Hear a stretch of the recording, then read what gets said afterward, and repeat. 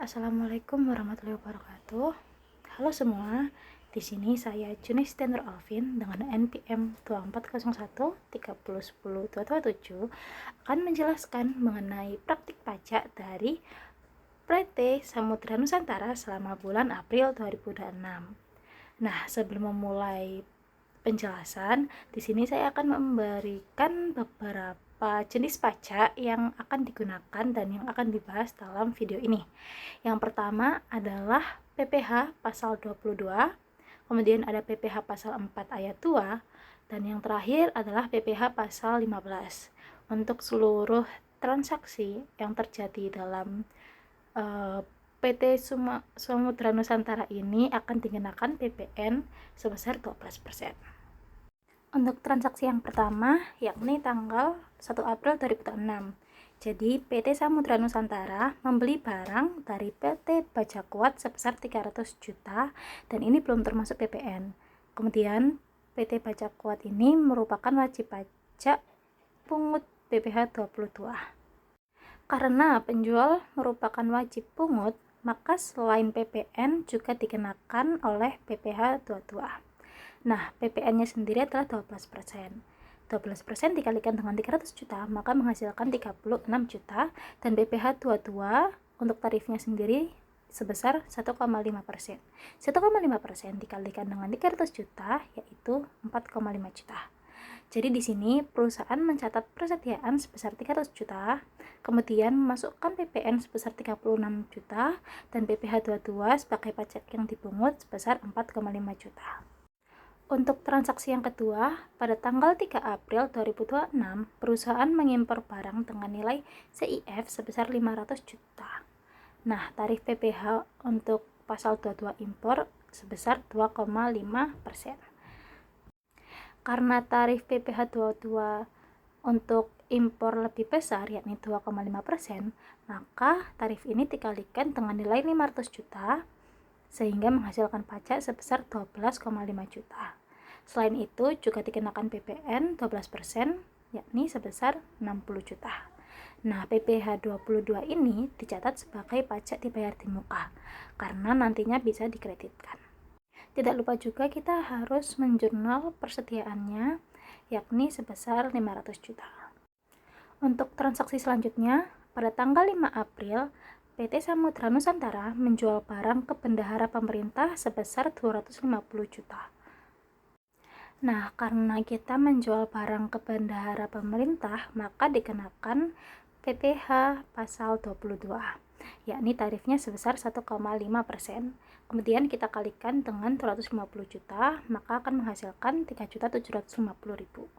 Tidak lupa juga kita perlu menghitung PPN-nya sebesar 12%, yang akhirnya akan menghasilkan 30 juta sebagai nominal PPN. Untuk jurnal yang perlu dicatat dalam transaksi ini, untuk debitnya ada kas dan piutang, kemudian ada PPh 22 dipungut sebesar nominal tadi 3.750.000.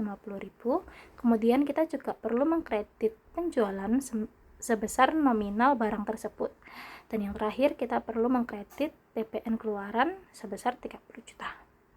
Pada tanggal 7 April 2026, perusahaan membeli bahan baku dari PT Logam Jaya sebesar 150 juta, dan ini belum termasuk PPN. Nah, PT Logam Jaya ini bukanlah wajib pungut. Nah, karena penjual bukan merupakan wajib pungut, maka tidak dikenakan PPh pasal 22, tapi hanya dikenakan PPN dengan tarif 12% aja. 12% kita kalikan dengan 150 juta menghasilkan 18 juta. Maka dari itu, untuk jurnal yang perlu dicatat, debitnya ada persediaan bahan baku sebesar nominal beli tersebut, lalu ada PPN masukan ya, sebesar 18 juta, dan kreditnya bisa kas ataupun utang. Untuk transaksi selanjutnya, pada tanggal 9 April, perusahaan menjual barang ke BUMN sebesar 400 juta. Nah, penjualan ini belum termasuk PPN. Kemudian, BUMN sendiri bertindak sebagai pemungut pasal 22. Pertama, kita perlu menghitung tarif PPh pasal 22-nya, dengan tarif 1,5%, kita kalikan dengan 400 juta, maka akan menghasilkan 6 juta. Kemudian kita perlu menghitung PPN-nya. Untuk PPN-nya sendiri 12% dikalikan dengan 400 juta, maka akan menghasilkan 48 juta.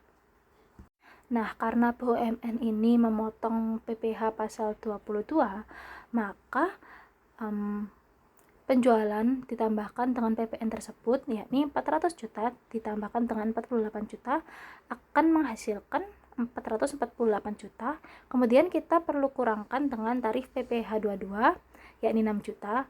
Maka yang diterima perusahaan ialah sebesar 442 juta. Untuk transaksi selanjutnya, pada tanggal 10 April, perusahaan menyewakan gudang kepada PT Maju Lancar sebesar 120 juta untuk 1 tahun.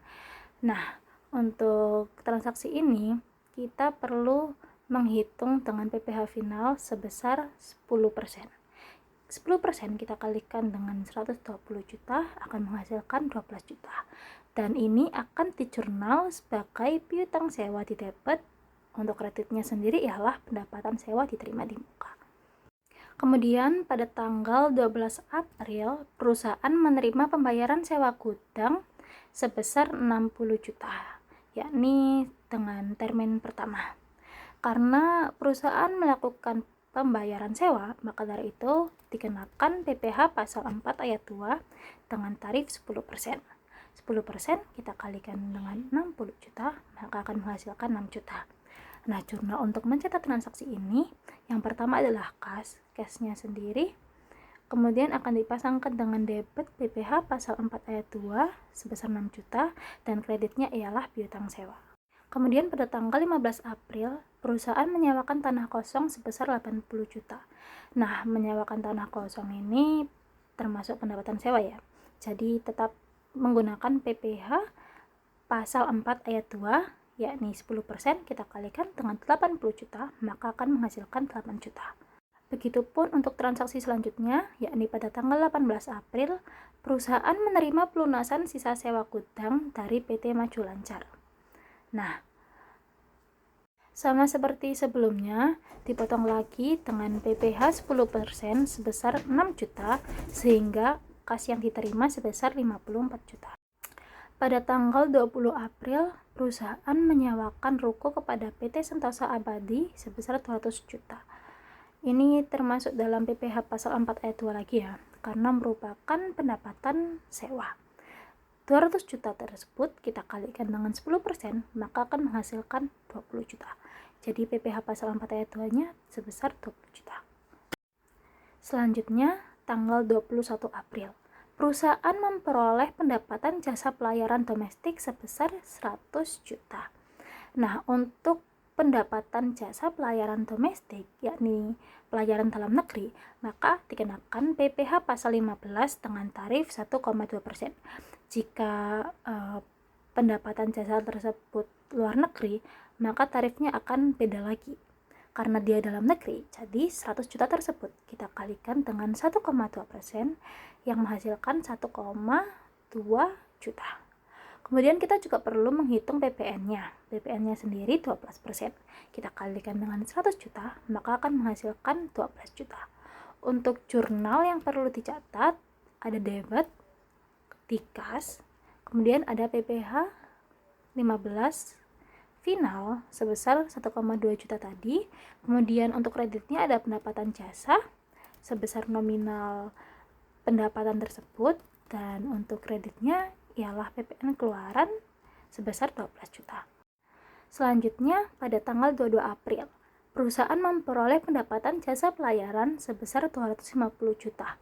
Karena di soal tidak disebutkan apakah dia domestik atau luar negeri, jadi saya simpulkan bahwa pelayaran tersebut berada dalam negeri. Jadi saya ikutkan tarif tersebut dengan PPh 15 tarif dalam negeri sebesar 1,2%. Nah, tarif tersebut kita kalikan dengan pendapatannya, yakni 250 juta, maka menghasilkan 3 juta. Kemudian kita perlu menghitung PPN juga, sama seperti sebelumnya. Kita kalikan 12, maka menghasilkan 30 juta. Untuk jurnalnya sendiri sama seperti yang sebelumnya. Transaksi selanjutnya, pada tanggal 24 April, perusahaan lagi-lagi memperoleh pendapatan jasa pelayaran sebesar 150 juta. Karena di sini tidak disebutkan apakah domestik atau luar negeri, maka seperti sebelumnya saya simpulkan bahwa ini terjadi dalam negeri sehingga menggunakan PPh 15 tarif dalam negeri sebesar 1,2%. Nah, tarif ini kita kalikan dengan pendapatan yang diterima yakni 150 juta, maka menghasilkan 1,8 juta. Dan kita perlu menghitung PPN-nya lagi sebesar 12%, yakni 18 juta. Untuk jurnalnya masih sama seperti transaksi sebelumnya. Kemudian pada tanggal 26 April, perusahaan memperoleh pendapatan jasa pelayaran sebesar 300 juta. Ini sama seperti sebelumnya, perhitungannya juga sama. Kita kalikan 1,2% ini dengan 300 juta, maka menghasilkan 3.600.000. Untuk PPN-nya sendiri sama, maka akan menghasilkan 36 juta. Nah, untuk transaksi yang terakhir, pada tanggal 28 April, perusahaan memperoleh pendapatan jasa pelayaran sebesar 200 juta. Lagi-lagi, studi kasus yang sama, maka saya tetap memakai PPh pasal 15 ayat 1,2 dengan 1,2% dengan tetap menganggap bahwa pendapatan tersebut itu dikenakan tarif dalam negeri. Nah, 1,2% dikalikan dengan pendapatan tadi 200 juta, maka menghasilkan 2.400.000. Kemudian kita juga perlu menghitung PPN-nya, 12% dikalikan dengan 200 juta, menghasilkan 24 juta.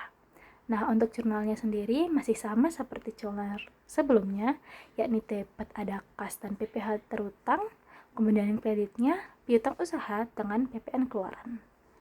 Nah, dari studi kasus yang udah kita pelajarin bersama tadi, kita bisa lihat nih pola pentingnya. Nah, untuk yang pertama, PPN itu bisa disimpulkan bahwa dia selalu ada, hampir selalu ada di setiap transaksi barang dan jasa.